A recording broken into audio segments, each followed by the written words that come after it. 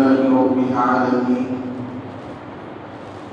والصلاة والسلام على سيد الأنبياء وأشرف المرسلين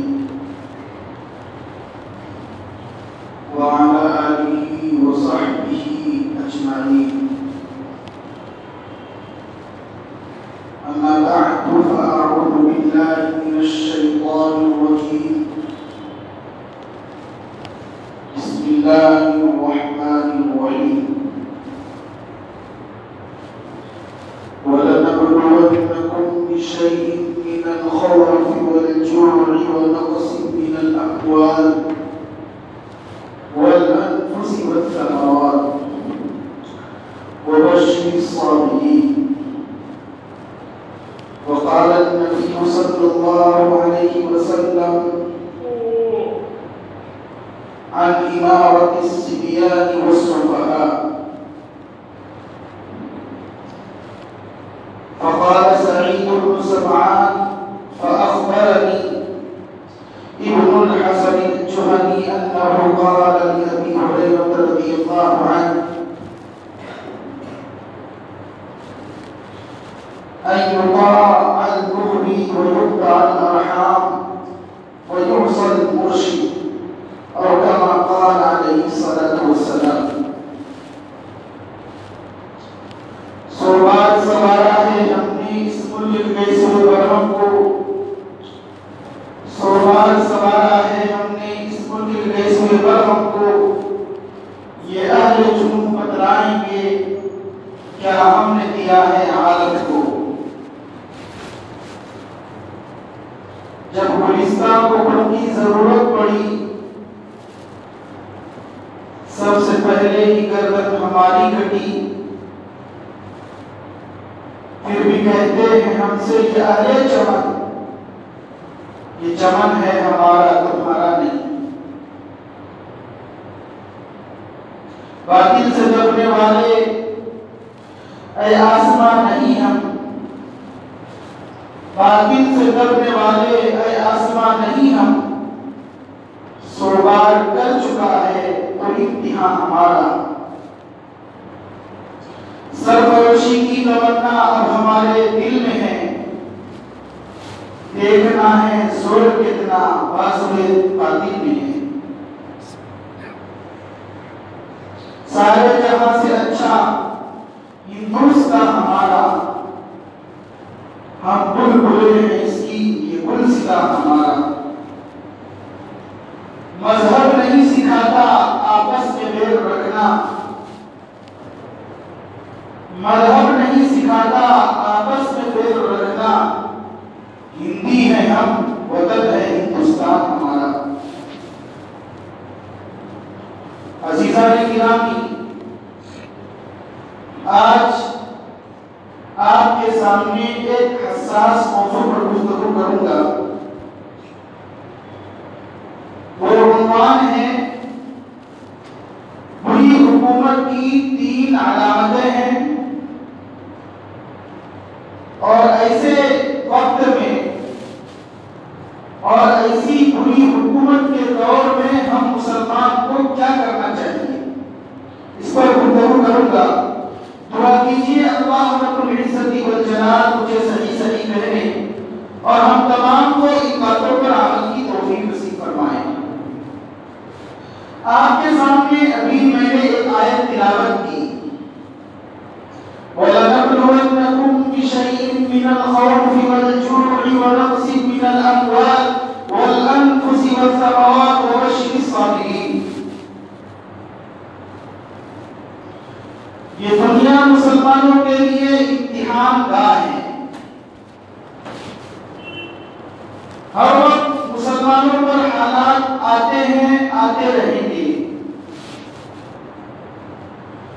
جو مسلمان ظلم پر صبر کر کے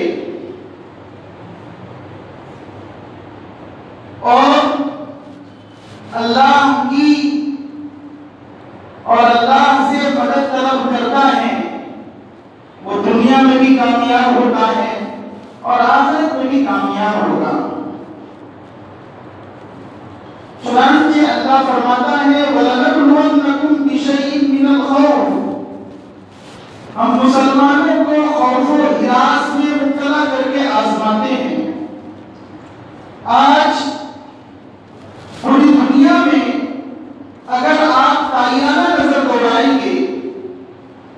تو معلوم ہوگا کہ مسلمان کس طریقے سے پریشانی کے عالم میں مبتلا ہیں، کس طریقے سے خوف و ہراس میں مبتلا کیے جاتے ہیں۔ یہ آزمائش کا وقت ہے، آزمائش اللہ کی طرف سے ہے۔ ہمیں اور آپ کو سب کو اس امتحان میں 100 نمبر اور 100% کامیابی حاصل کرنا ہے۔ کبھی اللہ تعالیٰ بھوک کے ذریعے آزماتا ہے، مسلمان کو کھانا نہیں مل رہا ہے، دانا نہیں مل رہا ہے، پانی نہیں مل رہا ہے، ایسے وقت میں بھی اللہ ہمیں آپ کا امتحان لینا چاہتے ہیں۔ اس وقت بھی صبر کر کے، تحمل کر کے ہم کو آگے بڑھنا ہے۔ اور آگے اللہ فرماتا ہے وَنَقْصٍ مِّنَ الْأَمْوَالِ، ہم مالوں میں کمی کر دیتے ہیں۔ آج آپ اگر غور کریں گے تو مسلمان معیشت کے اعتبار سے کمزور نظر آتے ہیں۔ یہ عمومی آزمائش ہے، اللہ کی طرف سے اس طرح کی آزمائش ہوتی ہی رہتی ہے۔ اللہ فرماتے ہیں کبھی ہم مسلمانوں کو پریشانی میں، مشقت میں مبتلا کرتے ہیں، جان میں کمی کر دیتے ہیں، جان میں کمی کر کے بھی آزماتے ہیں۔ ایسے وقت میں مسلمان کیا کرتے ہیں؟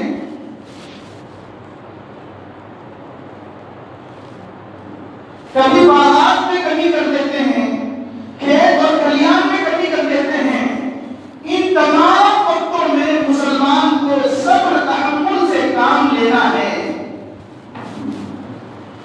اور انبیاء کرام علیہم السلام کی سیرت کا آپ مطالعہ کریں گے، ان کے حالات اور واقعات کو پڑھیں گے تو آپ کو معلوم ہوگا تمام انبیاء نے مصیبتیں، پریشانیاں، تکالیف برداشت کی ہے۔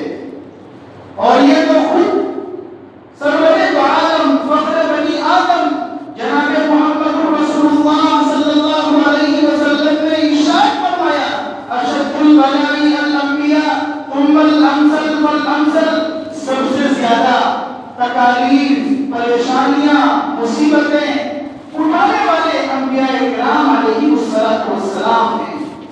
اس کے بعد جو انبیاء کے نائبین ہیں، جو انبیاء کے وارث ہیں، اور انبیاء کے وارث علماء کرام ہیں۔ اس کے بعد جو صالح ہیں، متقی ہیں، پرہیزگار ہیں، اللہ والے ہیں، یقین بات بھی کرے ہر ایک کو تکلیف سے گزرنا ہوتا ہے اور ہر ایک پریشانی میں مبتلا ہوتا ہے۔ اور مسلمان یاد رکھیے یہ مصیبتیں، پریشانیاں ہمیں راحت کے لیے دی جاتی ہے۔ اگر تکالیف اور پریشانیوں پر صبر کریں گے تو اللہ تعالیٰ کی طرف سے ضرور مدد آئے گا۔ اللہ ہماری، آپ کی، تمام امت مسلمہ کی مدد فرمائیں گے۔ آج آپ دیکھ لیجیے پورے ہندوستان میں جو حالات بنے ہوئے ہیں، ہر طرف سے مسلمانوں پر انگلی اٹھائی جاتی ہے، مسلمانوں کو پریشان کیا جاتا ہے، مسلمانوں کو تکلیف دی جاتی ہے، لیکن کسی کے تکلیف دینے سے اور کسی کے پریشان کرنے سے ہم کو ہرگز پریشانی میں مبتلا نہیں ہونا ہے۔ قرآن کہتا ہے وَلَا تَهِنُوا وَلَا تَحْزَنُوا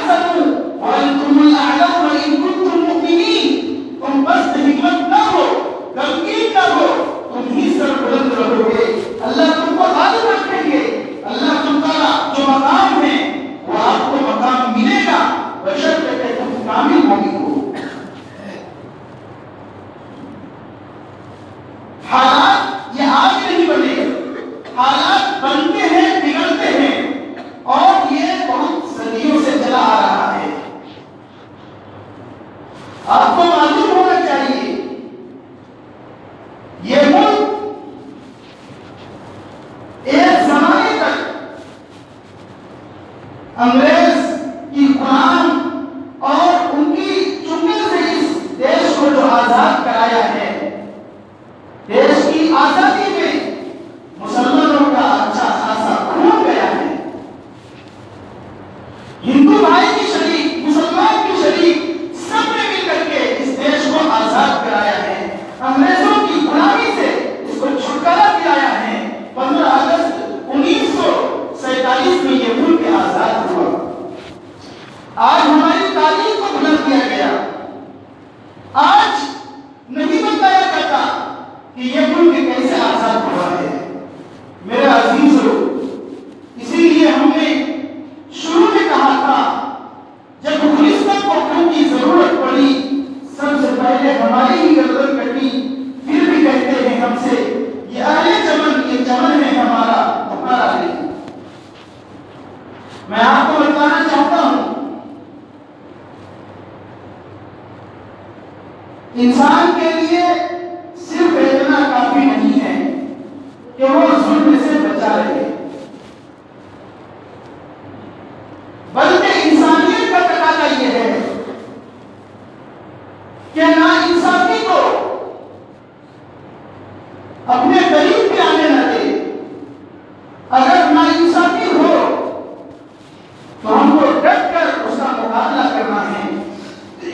جیسا کہ اللہ تعالیٰ نے ارشاد فرمایا، اور اللہ نے فرمایا کسی بری بات کو اور کسی گناہ کو پھیلانے کی ضرورت نہیں ہے. ہاں، اگر ظلم کیا جائے، ستایا جائے، مارا جائے، پیٹا جائے تو اس کے خلاف آواز بلند کرنا بھی ہماری ذمہ داری ہے. لا يحب الله الجهر بالسوء من القول الا من ظلم وكان الله سميعا عليما. یہ بات ناپسندیدہ ہے کہ کسی برے کام کو، بری چیز کو کہا جائے بآواز بلند. ہاں، ایک صورت میں اپنی آواز بلند کر سکتے ہو، الا من ظلم، جب کہ مسلمانوں پر ظلم ہو رہا اور زیادتی ہو رہی ہو.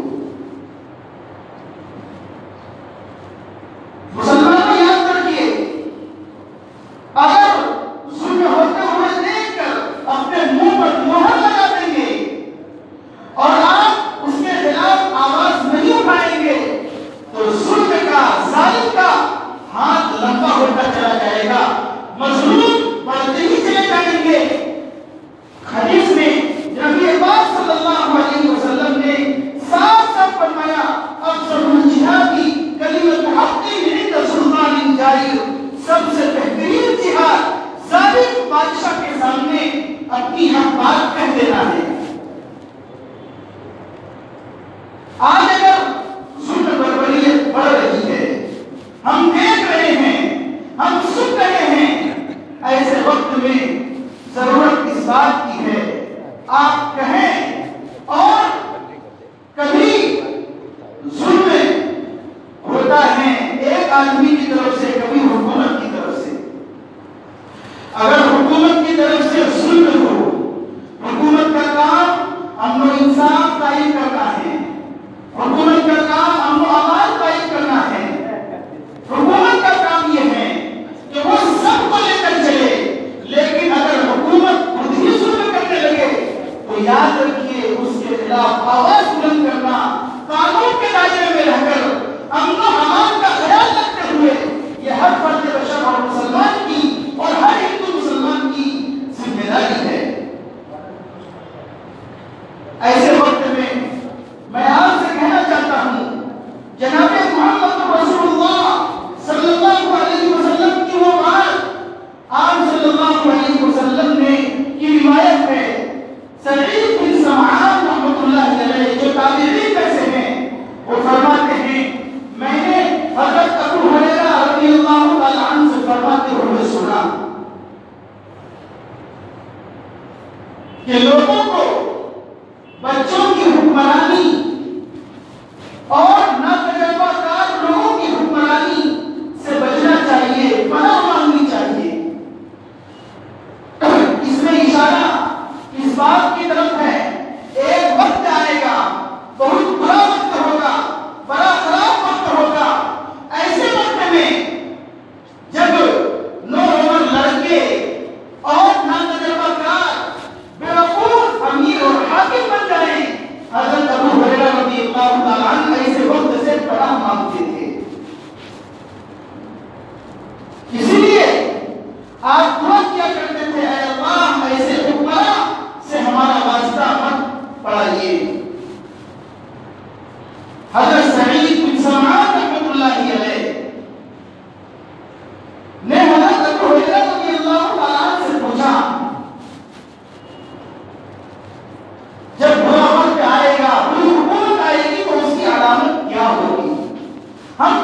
پہچانیں گے کہ برے حکمرانوں کا دور شروع ہو چکا ہے۔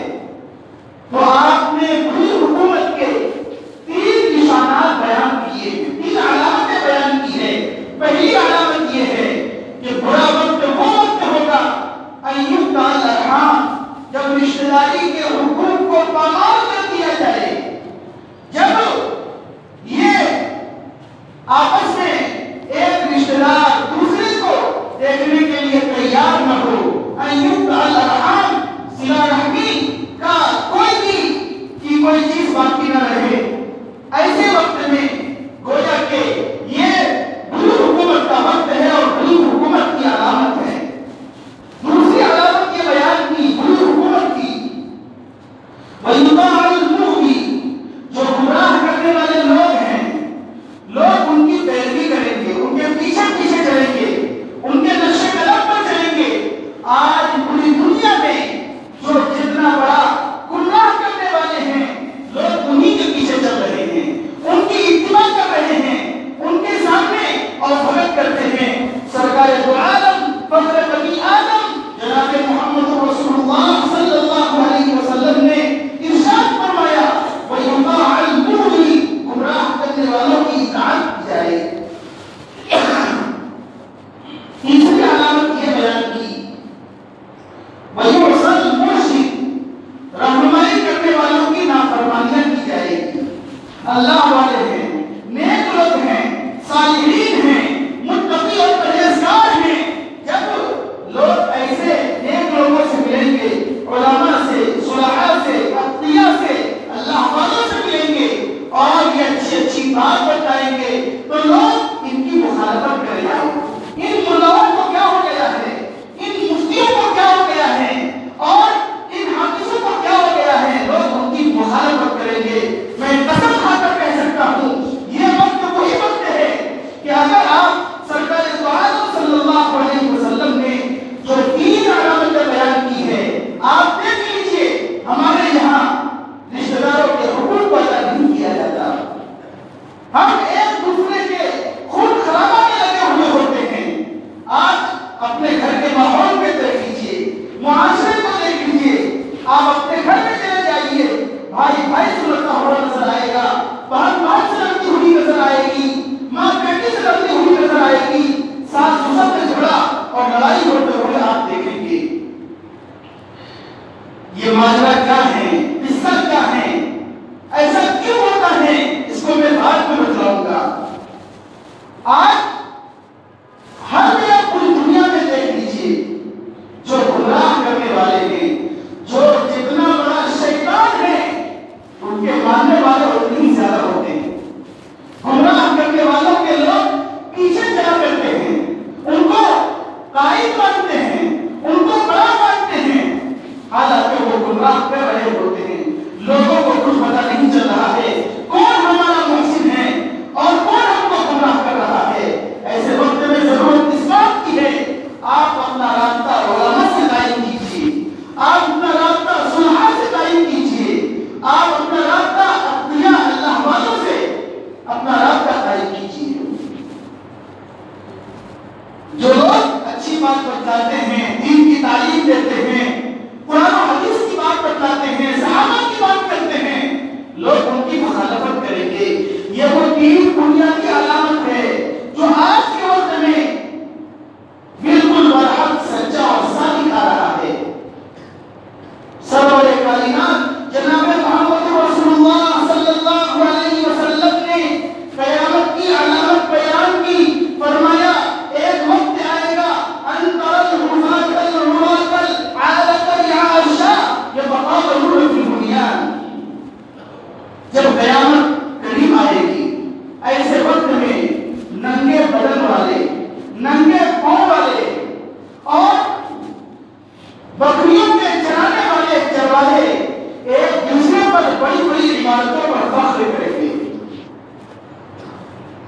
یعنی جن کا نمازی اچھا ہوگا، نہیں جن کے عادات اخلاق شریفانہ ہوں گے، جن کی تربیت صحیح نہیں ہوگی، معمولی قسم کے لوگ ہوں گے، لیکن وہ اپنے محلوں پر فخر کریں گے، وہ اپنی بلڈنگوں پر فخر کریں گے۔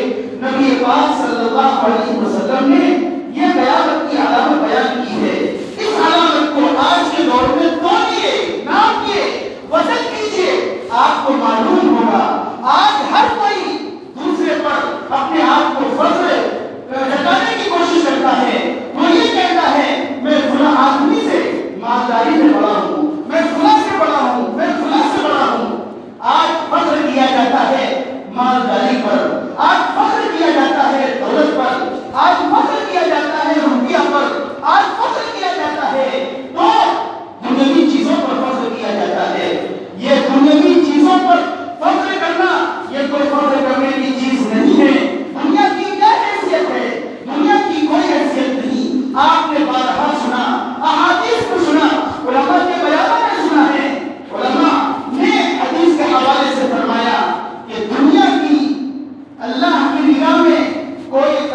قیمت نہیں ہے.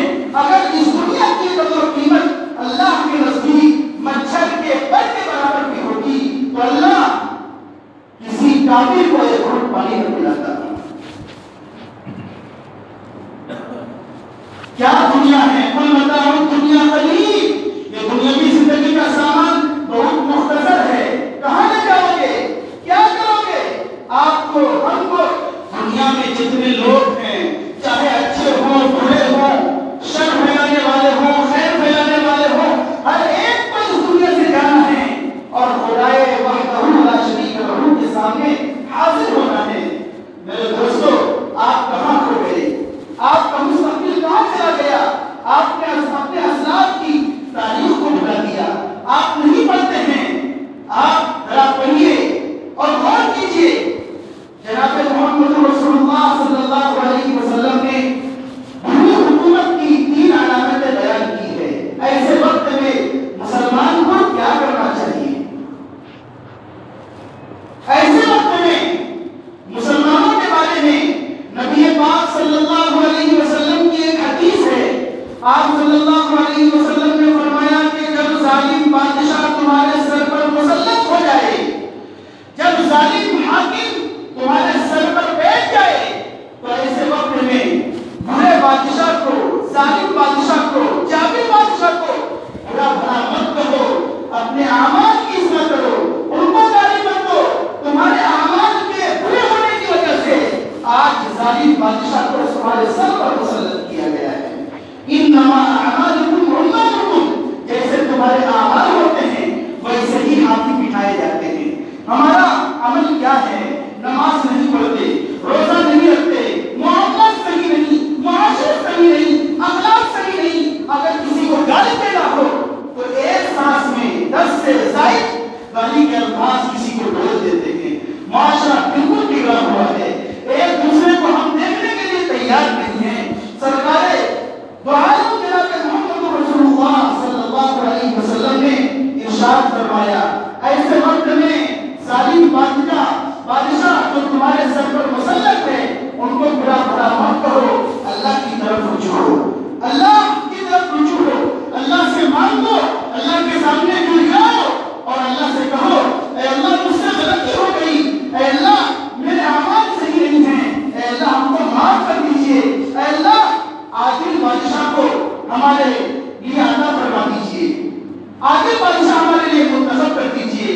یاد رکھیے ظالم بادشاہ کا دل بھی اللہ کے قبضے میں ہے.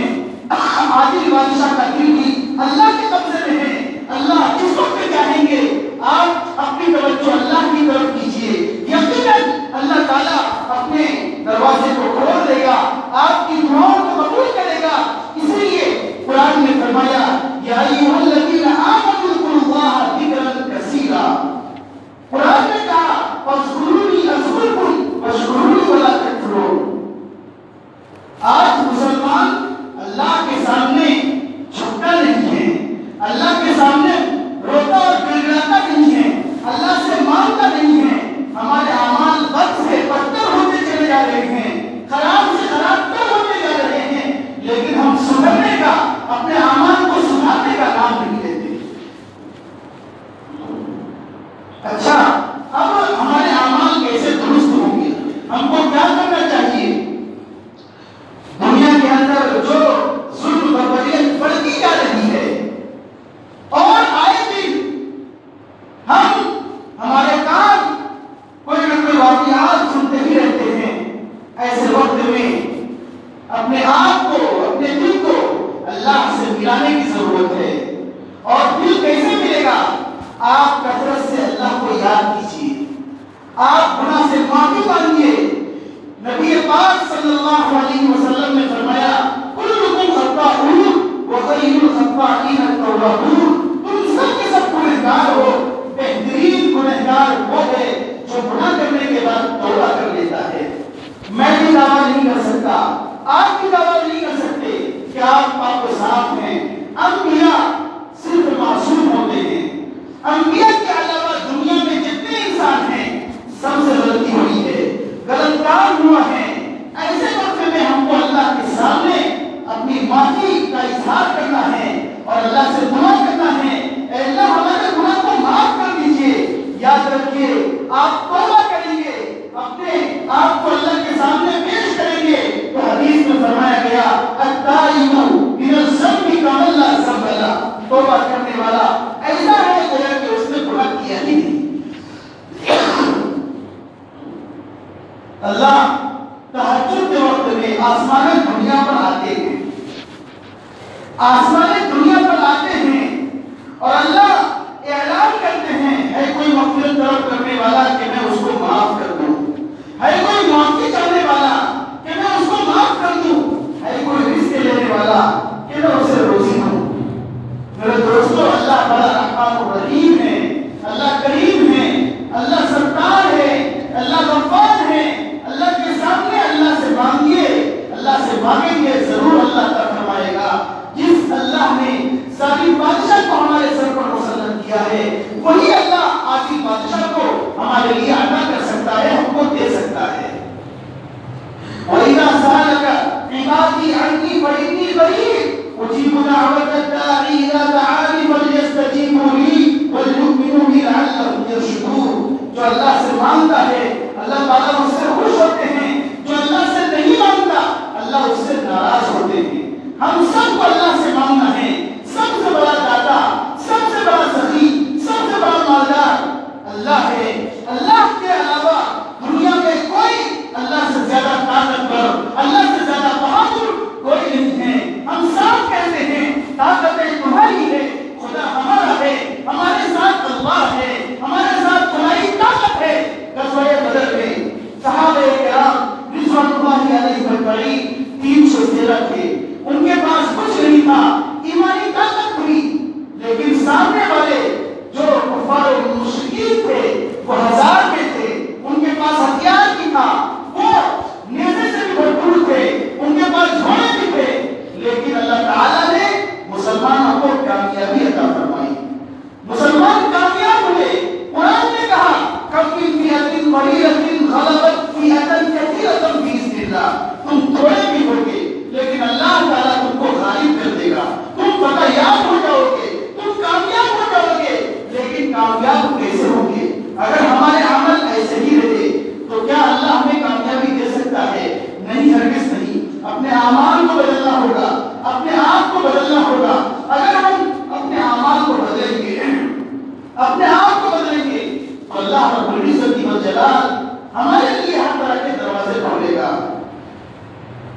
اور اللہ فرماتا ہے جب ہم ذکر کرتے ہیں ان ذکرنی عبدی فی نفسی ذکرتہ فی نفسی وان ذکرنی فی ملئ ذکرتہ فی ملئ خیر منہ، اور کما قال علیہ الصلوۃ والسلام، سرور کائنات جناب محمد رسول اللہ صلی اللہ علیہ وسلم ارشاد فرماتے ہیں بندہ تنہائی میں مجھے یاد کرتا ہے تو میں بھی تنہائی میں اس کو یاد کرتا ہوں، بندہ جماعت میں سب کے سامنے مجھے یاد کرتا ہے تو میں انسانوں سے سب سے افضل جماعت فرشتوں کے سامنے اس کا تذکرہ کرتا ہوں۔ نبی پاک صلی اللہ علیہ وسلم ایک مرتبہ صحابہ کے ساتھ کہیں جا رہے تھے، راستے میں ایک پہاڑ آیا جس پہاڑ کا نام تھا جمدان۔ نبی پاک صلی اللہ علیہ وسلم نے فرمایا چلو جلدی چلو۔ صحابہ کرام رضوان اللہ علیہ اجمعین سے اللہ کے رسول نے فرمایا سبق المفردون، تنہا رہنے والے آگے بڑھ گئے۔ صحابہ کرام رضوان اللہ علیہ اجمعین نے فرمایا اے اللہ کے رسول صلی اللہ علیہ وسلم، ہم آپ کی بات سمجھے نہیں کہ تنہا رہنے والے آگے بڑھ گئے، اس کا کیا مطلب ہے؟ تو پھر اللہ کے رسول نے فرمایا میری مراد یہ ہے تنہا رہنے والے آگے بڑھ گئے، یعنی وہ لوگ الذاکرین اللہ کثیرا والذاکرات اعد اللہ لهم مغفرۃ واجرا عظیما۔ وہ ذاکرین مرد جو کثرت سے اللہ کو یاد کرتے ہیں اور وہ عورتیں جو کثرت سے اللہ کو یاد کرتی ہے، اللہ نے ان کے لیے بڑی نعمت تیار کر رکھی ہے۔ آپ نے فرمایا جو اللہ کے سامنے اللہ کا ذکر کرتا ہے، کثرت سے ذکر کرتا ہے، اللہ رب العزت فرماتے ہیں ہم نے ان کے لیے بڑی نعمت تیار کر رکھی ہے۔ سن لیجیے احادیث میں جناب محمد رسول اللہ صلی اللہ علیہ وسلم نے فرمایا